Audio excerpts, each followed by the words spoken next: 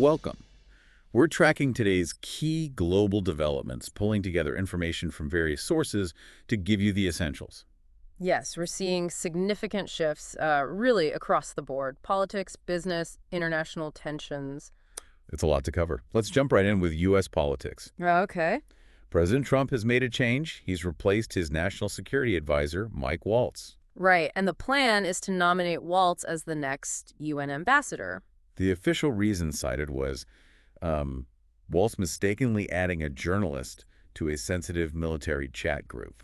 Which, could definitely cause problems during a Senate confirmation. Exactly. Though Trump did praise Waltz's service, some see this as a way to make a change without an outright firing, especially if confirmation looked tough anyway. And Secretary of State Marco Rubio is stepping in as National Security Advisor temporarily. That's a dual role, right? Holding both positions. Yes, the last time we saw that was Henry Kissinger. It concentrates a lot of foreign policy influence. And the UN ambassador job was already open after Trump went through his last nominee. Correct. So this fills that potential gap for Waltz. Other names being floated for the permanent NSA role include Steve Witkoff and Rick Grenell. Worth remembering, Trump went through 4 national security advisors in his first term. It's historically been a high turnover position for him. Definitely a pattern there. Okay, let's shift to technology and trade. Apple is forecasting a big hit from U.S. import taxes. About $900 million this quarter, they estimate, and that's even with exemptions for electronics. So how are they responding?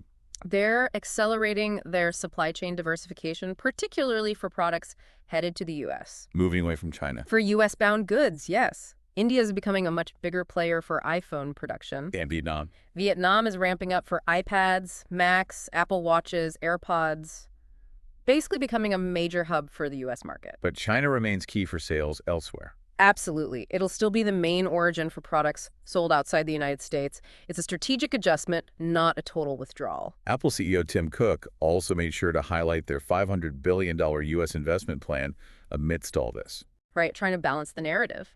And Amazon, interestingly, reported strong figures despite the trade issues. Their sales were up. 9% overall sales jump, and profits surged 60%. They credit some of that to diversifying their sellers, building resilience. It feels like both President Trump and China's Xi Jinping are under pressure domestically. Definitely. Both need to project strength and show some kind of win on the trade front to their home audiences. Especially with the U.S. economy actually contracting in the first quarter. And China's facing its own serious economic challenges, low consumption, the ongoing property crisis. Yeah. Developers like Evergrande are still struggling. So maybe both sides are looking for a way to de-escalate slightly, find a concession point. It's possible. Something they can spin as a victory back home could be politically useful for both leaders right now. Okay, turning now to Syria. It remains deeply fractured, doesn't it? Very much so. The new authorities are finding it incredibly difficult to establish unity and stability across the country. You have different areas under different control. Idlib, for example. Controlled by Ahmed al-Shara's Islamist rebel faction, Hayat Tahrir al-Sham. Then the northeast is largely under Syrian Kurdish forces, with a degree of semi-autonomy. And south of Damascus? That area includes Druze communities with some limited autonomy, and there were recent clashes there involving various armed factions and the Druze population. And Israel got involved. Yes, Israeli airstrikes hit near Ashrafiyat Sanaya during those clashes. Israel claimed it was a warning, meant to protect the Druze minority. How did the Syrian authorities react? They blamed outlaw groups for starting the violence. The Druze spiritual leader, though, called it a genocidal campaign. Strong words. And Israel's actions go beyond airstrikes. But they've reportedly seized more land in southern Syria and are demanding demilitarization of certain provinces. They view the new Syrian government as extremists. Which puts them at odds with Turkey. Exactly. Turkey backed the forces that ousted Assad and has close ties to the new leadership. They denounced Israel's intervention. So you have tensions between Turkey and Israel layered on top of Syria's internal fragmentation. Unifying Syria looks like a monumental challenge. It really does. Let's switch gears completely. The movie Conclave. It gives a glimpse into papal elections. It does. It depicts that highly secretive process where the cardinal electors are isolated at the Sistine Chapel. No outside communication. The idea being to prevent external influence. Right. Precisely. The film shows intense debates, political maneuvering among the cardinals. Is that realistic, the politicking? Well, while the conclave itself aims for spiritual discernment, it's probably fair to assume quite a bit of positioning and discussion happens before the doors lock. Cardinals are human. The film has an unknown cardinal playing a key role. That wouldn't happen, would it? No, in reality, all the voting cardinals would have been publicly named cardinals by a previous pope. They'd be known figures within the church hierarchy. And the next actual election might be quite unpredictable. Quite possibly. Pope Francis has appointed cardinals from all over the world, a much more diverse group geographically than in the past. That could lead to less predictable voting blocks. The film shows them as fallible, with ambitions and secrets. Which is part of its point, I think. It portrays the human side, loss, grief, ambition, fear, existing alongside the divine purpose of electing a pope. Okay, back to trade. The U.S. is closing that de minimis loophole. Yes, the duty-free allowance for low-value packages under $800. This is going to hit companies like Shein and Temu hard. Both the Trump and Biden administrations cited reasons for this. Right. Damage to American businesses, but also concerns about illegal goods like fentanyl precursors being smuggled in through these small packages. And Shein and Temu are already adjusting prices. Reports suggest they've started raising prices in anticipation. The change formally kicks in May 2nd for shipments from mainland China and Hong Kong. They'll face import duties. That could mean billions in extra costs for consumers eventually.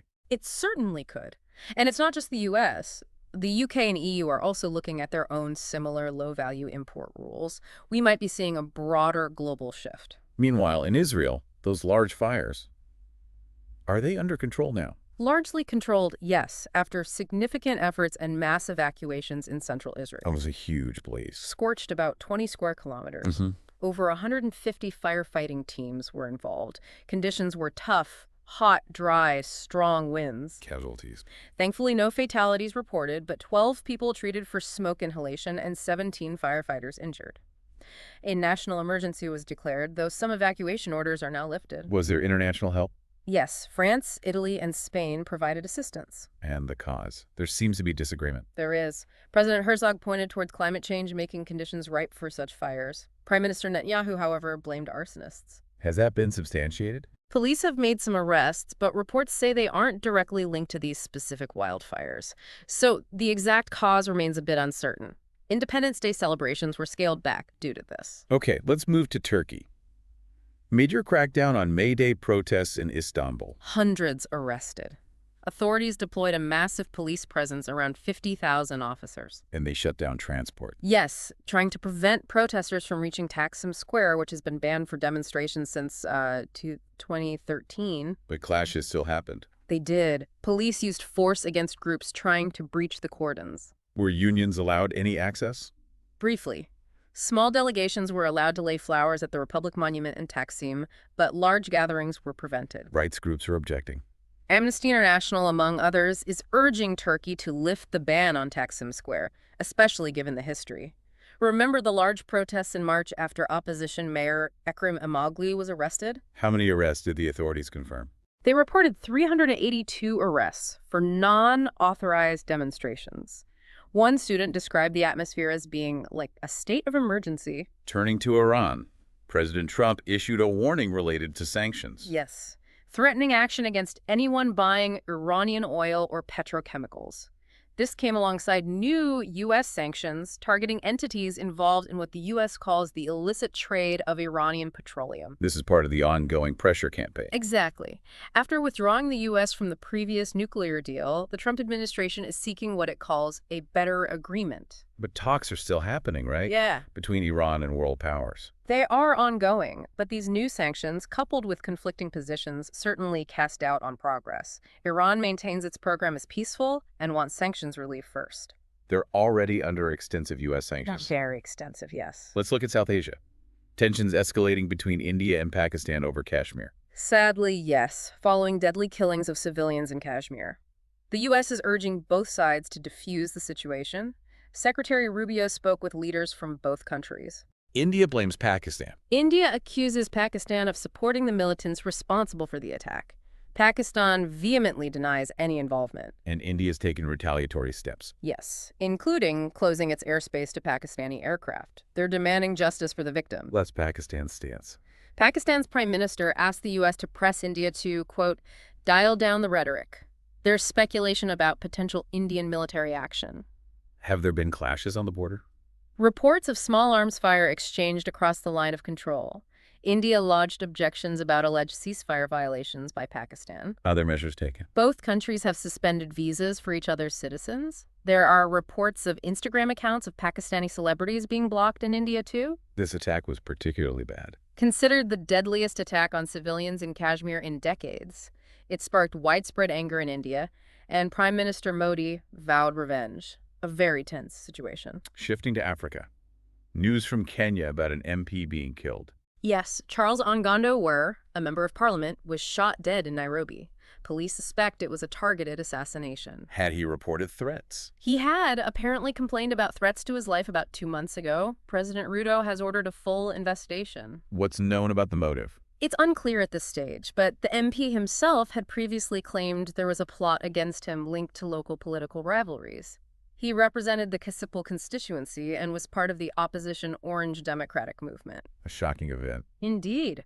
Opposition leader Raila Odinga condemned the killing. On a different note, the world's oldest person has passed away. Yes, Sister Ina Canabaro Lucas, a Brazilian nun, died at the remarkable age of 116. 116, born in 1908. Incredible. She became a nun in her early 20s. Interestingly, she was a keen football fan and often had stadium-shaped birthday cakes. What did she attribute her long life to? Her faith, primarily. Her nephew said her body just gradually stopped working. She apparently enjoyed good health most of her life, only needing surgery once at 106. Who holds the title now? It passes to Ethel Caterham in England, who is 115. Moving north, North Korea and Russia seem to be deepening ties. Yes, North Korea is hailing the construction of its first road bridge to Russia as a significant development. When did construction start? Just this Wednesday, apparently. It's expected to be finished by mid-2026 and will span the Tumen River near the existing rail Friendship Bridge. This comes after news about North Korean troops in Ukraine. It does. North Korea confirmed sending troops to support Russia. This bridge is another visible sign of closer ties between these two heavily sanctioned countries since the invasion of Ukraine began. Were plans made during Putin's visit? Reportedly, yes. During his recent visit to Pyongyang, Russia's prime minister called the bridge symbolic of strengthened relations. There have been reports of North Korean casualties in Ukraine. South Korean lawmakers cited intelligence reports suggesting hundreds of North Korean soldiers have died fighting for Russia. And what might North Korea be getting in return? Speculation is that Russia could be providing technical assistance, possibly related to missile or satellite technology, things North Korea wants. North Korea even claimed its soldiers helped completely liberate Russia's Kursk region, though that's likely propaganda. Let's go back to Africa, Tanzania this time. An attack on a government critic. Yes, Father Kitma, a Catholic priest known for criticizing government policies, was brutally attacked. What policies had he criticized? Things like democratic reforms, human rights issues. He'd been quite outspoken. This has caused alarm. Yes, among faith leaders and civil society groups. It comes not long after the Catholic Church itself called for electoral reforms, which is a key opposition demand. Is this happening in a tense political climate? Political tensions are definitely rising ahead of general elections. Rights groups have been worried about shrinking civic space for a while now, citing a pattern of attacks and abductions targeting critics. Are police investigating? Has the government responded? Police say they're investigating the motive. The government hasn't officially commented yet, though a ruling party official did condemn the attack. All right, let's talk Tesla. Reports about replacing Elon Musk.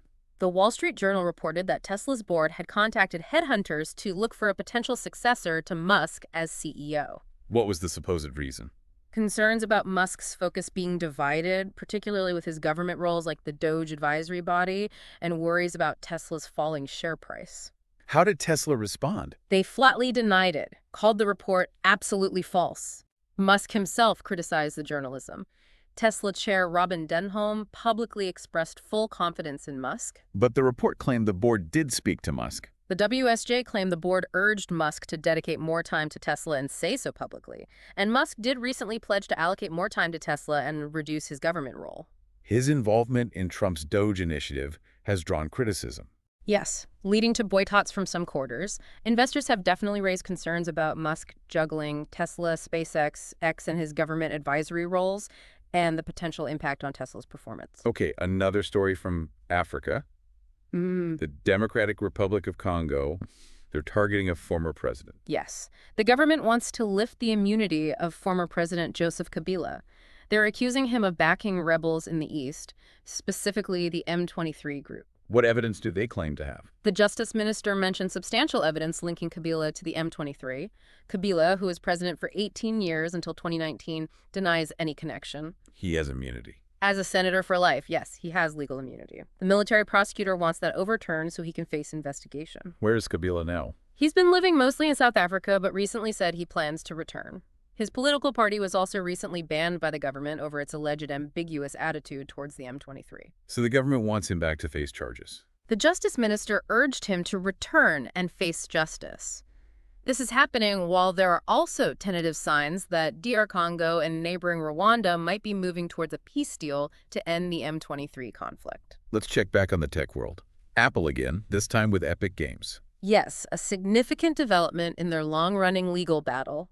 A U.S. district judge found Apple willfully violated her previous injunction in the case. Willfully violated. That sounds serious. It is. The judge's language was strong. She stated that a top Apple executive outright lied under oath during the proceedings. Lied about what? About the decision-making process regarding compliance with the injunction. The judge said internal documents showed Apple deliberately chose the most anti-competitive option available regarding linking to external payment systems. And she implicated Tim Cook. The judge said CEO Tim Cook ignored advice from within Apple to comply with the injunction. She also accused Apple's vice president of finance of lying under oath. How did Epic Games react? Their CEO, Tim Sweeney, celebrated the ruling on social media, seeing it as a step towards, in his words, no fees on web transactions. A big win for Epic in this round. Switching topics to entertainment and celebrity news, Katy Perry facing backlash. Yes, she admitted recently to feeling battered and bruised by negative reactions online. What was the backlash about? Two things mainly. Her participation in Jeff Bezos's all-female Blue Origin spaceflight, which critics called tone-deaf, given economic hardships many face, and also a music video that was poorly received. Did anyone come to her defense? Interestingly, fellow singer Lily Allen publicly apologized for being mean about Perry in the past, and some fans organized a digital billboard in Times Square to show support. How did Perry respond to the support? She expressed gratitude and reassured fans she's okay, saying she's grown personally. She also described the internet, perhaps understandably, as a dumping ground for unhinged and unhealed. She's currently started a world tour. Okay, a major incident in Spain. A massive power cut. Yes, a huge blackout that affected Spain and Portugal. And sadly, at least 3 deaths are now being linked to it. How are they linked? A family of 3 died in Tabodella, possibly from carbon monoxide poisoning from a generator they were using during the outage. Investigations are ongoing for other deaths, including a woman who died in a fire in Madrid and another woman in Valencia whose ventilator may have been affected. What caused such a widespread blackout? The exact cause is still under investigation, but the Spanish grid operator, Red Electrica, has ruled out a cyber attack. It seems likely it was a cascade of multiple failures. Failures where? They reported a sudden loss of about 15 gigawatts of power. 2 specific disconnection events occurred in the southwest of Spain, an area with a lot of solar power generation. So renewables might be a factor? There's speculation about renewable energy saturation or over-reliance perhaps playing a role, but that's not confirmed. The system clearly couldn't handle the sudden power loss. How long did the disruption last? It caused chaos, traffic light failures, metro shutdowns, problems with card payments, and mobile networks. Power was fully restored after almost 23 hours. Hydroelectric and gas plants were crucial in bringing the grid back online. France and Morocco also provided assistance. Lessons to be learned there, definitely. Absolutely. Preventing future large-scale failures will be a priority. Moving north to Sweden. A fatal shooting in Uppsala. Yes, a triple shooting. Police have arrested a teenager in connection with it. Where did it happen? In a hair salon. The shooter reportedly fled the scene on an electric scooter. And the victims? All 3 were young adults, aged between 15 and 20. Any suspected motive? Police are investigating links to gang crime, which has unfortunately been rising among teenagers in Sweden. One victim was reportedly known to police in connection with an investigation into a gang leader. This happened just before a holiday. Yes, on the eve of the Wildfires Spring Festival. Police increased their presence in Uppsala, but acknowledged there were no guarantees against further violence. The government is proposing tougher measures. They've proposed new laws that would allow police to wiretap children under 15 in serious crime investigations, reflecting the concern about youth involvement in gangs. Let's head down under to Australia. Politics and social media. An interesting trend in the election campaign. Opposition candidates are actively using Chinese social media platforms like WeChat and RedNote or Xiaohongshu Why those platforms? to reach Chinese Australian voters. Nearly 60% of Chinese Australians use WeChat daily, so it's a crucial communication channel. Are they spending significantly? The Liberal Party in particular has really ramped up its advertising spend on WeChat compared to the Labour Party. Even non-ethnic Chinese politicians are setting up profiles. Does it translate into votes? That's the question. Analysts suggest the electorate is becoming more politically savvy, and just being visible might not be enough. Some in the community feel they're just being targeted for votes and worry about negative portrayals elsewhere. Potential conflicts there. Like with party rhetoric. Yes, for instance, liberal candidates using these platforms might find their message clashes with the party's sometimes anti-migrant rhetoric for some voters. And what about First Nations issues in the campaign? They've received surprisingly little attention overall. There was some controversy around comments on welcome to country ceremonies, but largely silence. Why the silence? Experts think politicians are wary of the topic after the divisive voice to parliament referendum failed last year. They see it as potentially losing votes rather than gaining them. How do Indigenous leaders feel? Disappointed. They feel crucial issues affecting their communities are being ignored during the election campaign. Data also suggests fewer Australians now believe the government has a responsibility to close the gap in living standards for First Nations people. Back to the Middle East. Israeli reservists speaking out. Yes, thousands of them are publicly opposing the continuation of the Gaza war. What's their main argument? They're demanding the government prioritize reaching a deal to release the remaining hostages. They argued the prolonged fighting isn't achieving its stated goals and, crucially, endangers the lives of the hostages still held. Are they criticizing the leadership directly? Some critics, including former security officials among the reservists, believe Prime Minister Netanyahu is putting his own political survival ahead of the hostages' well-being. They're signing letters, joining protests. Is this impacting reserve duty? There are reports suggesting declining attendance for reserve duty, though the extent is hard to verify. These critics also argue the long war undermines Israel's image and its claim to have a highly moral army. How has Netanyahu responded? He's largely dismissed the concerns raised by these protesters. But public opinion might be shifting. Polls do indicate growing support among the Israeli public for prioritizing the release of hostages, even if it means making difficult concessions. Anti-war demonstrations have been ongoing in Tel Aviv for months. Let's look at Ukraine and the U.S. A deal involving natural resources. Yes, after some apparently contentious negotiations, the U.S. and Ukraine signed a significant memorandum of understanding related to Ukraine's mineral wealth. What does the deal entail? It establishes an investment fund for mineral exploration and exploitation and sets out how revenues would be shared. The U.S. framed it as signaling commitment to Ukraine's peaceful future and sovereignty. What are the specifics? Ukraine's economy minister explained it includes a reconstruction investment fund focusing on minerals, oil, and gas. Importantly, the resources remain Ukrainian property. In the partnership terms. It's described as an equal 50-50 partnership with no debt obligation for Ukraine to the U.S. from this specific fund. The U.S. role is to help attract investment and technology. Is there new aid attached? The U.S. is also contributing new assistance, potentially including more air defense systems, linked to this broader agreement. Does it need approval in Ukraine? Yes. The deal still needs to be ratified by the Ukrainian parliament, the Rada. President Trump had some comments on this. He framed it as payback for U.S. aid to Ukraine, though the actual amounts of aid provided versus potential future revenues are complex and debated. The deal does explicitly include oil and gas now, which was a change from earlier drafts. There might also be a technical agreement later about a potential 10-year period before U.S. profits are distributed. Okay, let's focus on China's economy and trade pressures. President Xi Jinping is emphasizing self-reliance and resilience, particularly in the face of U.S. trade pressure. China is objectively less dependent on U.S. exports now than it was, say, a decade ago. But Trump's tariffs are still having an impact. They definitely exacerbate existing problems in China's economy, the housing crisis we mentioned, sluggish consumer spending. There are also long-term concerns about pensions with the aging population. Is China finding ways around the tariffs? Yes, a growing share of Chinese exports are now being routed through third countries like Vietnam or Mexico before heading to the U.S. Do the tariffs create any opportunities for China? Some analysts think it gives China diplomatic leverage elsewhere, but they have to be careful not to flood other markets and cause resentment. Australia, for example, has said it won't just hold China's hand in the trade dispute. So Xi is playing a long game. He seems to be betting that China can endure the economic pain longer than the U.S. political system can sustain the pressure. Though Trump himself recently hinted at potential tariff reductions, adding another layer of uncertainty. China's focus remains on diversifying markets and fixing internal economic weaknesses. Now, Turkey's presence in Iraq, it's increasing. Significantly, yes. Reports indicate Turkey has established at least 136 fixed military installations inside Iraqi Kurdistan since 2018. That's a lot of bases. How much land does that cover? It effectively gives Turkey de facto control over more than 2,000 square kilometers of Iraqi territory, mostly along the border.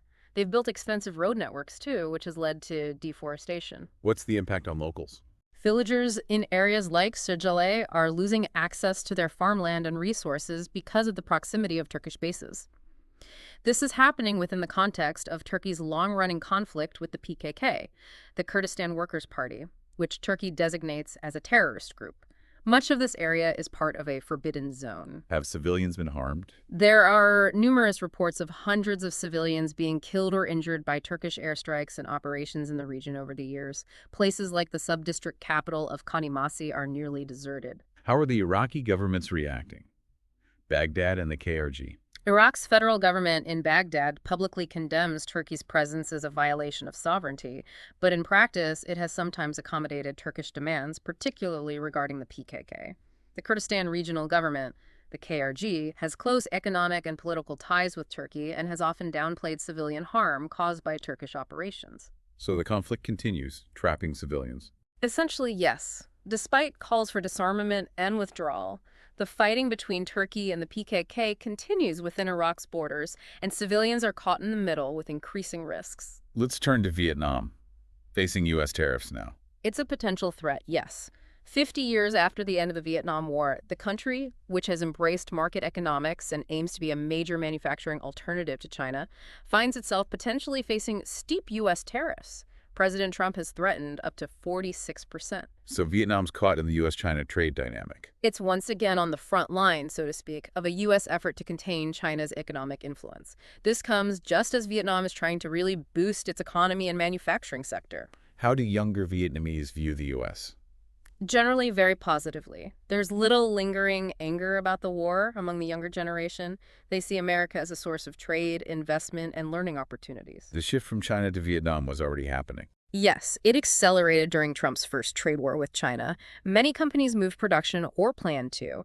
But now, the threat of new tariffs, specifically on Vietnam, is causing some of those companies to pause their investment plans. It's a difficult balancing act for Vietnam. Extremely. They need to maintain good relations with both the U.S., a huge market, and China, their giant neighbor and key economic partner, all while remembering the sacrifices of the war generation. Finally, let's look at President Trump's first 100 days assessment. He gave a speech. In Michigan, yes. He claimed it was the most successful first 100 days in history and made several specific claims. Fact-checkers have been busy. What about petrol prices? He claimed they were down by a lot, mentioning prices as low as $1.98.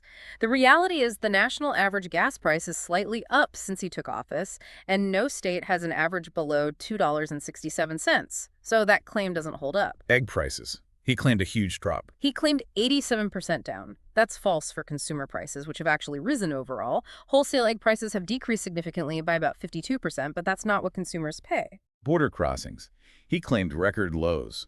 That one seems to be largely backed up by the latest available data. Recorded illegal border crossings were the lowest since 2000 for 2 consecutive months, and one think tank suggests possibly the lowest since the late 1960s. What about savings from his Department of Government Efficiency, DOGE? He claimed $150 billion saved. DOGE's own website claims $160 billion, but analyses show less than 40% of that is clearly broken down with evidence, and some of the claimed savings have been questioned or double counted. So the actual figure is debatable. Job creation. He claimed 350,000 jobs in 3 months. Official figures for his first 2 full months show 345,000 jobs created, so that's broadly accurate for the period. It is, however, fewer jobs than were created in the same period under the previous president. And the split between native-born and foreign-born workers getting jobs. He claimed native-born gains now exceed foreign-born. That was true for his first 2 full months in office. It's worth noting this also happened during a period under the previous administration as well. So it's accurate, but not entirely unprecedented recently. So a real mix in terms of accuracy on those claims. Yes, it highlights how important it is to look at the specific data behind political statements, especially around milestone moments like the 100-day mark. Looking across everything we've discussed today, it's clear we're seeing a lot of moving parts globally: political shifts, trade adjustments, ongoing conflicts. Absolutely. And what's striking is how interconnected it all is. A decision on tariffs in Washington impacts supply chains in Asia, which affects consumer prices everywhere. Tensions in one region can have ripple effects on global markets and diplomacy. It really underscores the need to see the bigger picture. It does. Perhaps a question for you, the listener, to consider is, how do these seemingly separate events, from a change in the White House NSA to fires in Israel or trade disputes, reflect those broader shifts in global power, trade, and even social dynamics? And what might the implications of these rapid changes be, both globally and maybe even for you personally? Exactly. Lots to think about. We encourage you to keep following these stories and explore the connections further.